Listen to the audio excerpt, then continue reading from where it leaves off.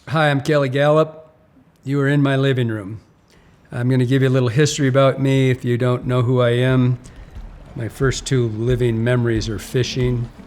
I started out the old way with bait, tackle. You gravitated. If you were good, you got to play with the fly rod, but you didn't get one. I started tying flies when I was 5 years old. That means I've been doing it for 59 years. That's a long time.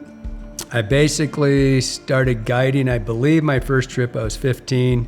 It was a joint trip. I babysat somebody about my age, but it was really cool. It got me started. My dad was a guide. He was one of the first guides on the Pier Marquette in Michigan, which is where I'm from. We're currently in Montana. I had a fly shop in Michigan for about 20 years. Had a lot of things, like I said, started tying very young, guided very young.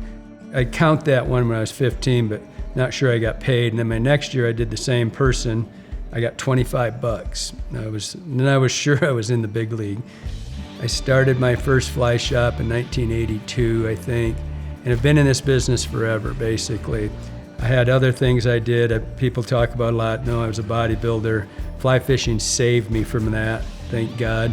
I got very fortunate, very young, knowing that I was going to do this. I knew what I wanted to do. I followed it.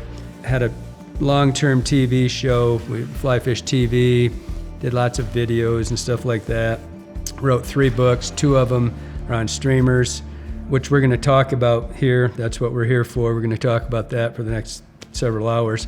And the second was a Cripples and Spinners. No, it was not my dating career. The Cripples and Spinners was a technical dry fly book, and that's how I started. I started out in the 70s with selective trout strategies era of Swisher and Richards.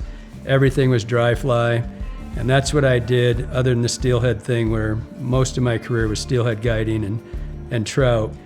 Total steelhead junkie, and probably how April and I became such good friends. It was a really unique time frame in life where I was, because there weren't very many guides back in that era, so it was really fun to grow up through that and to see the expansion of our business. I've become known as a streamer angler, and so we're going to talk about that for the next several hours.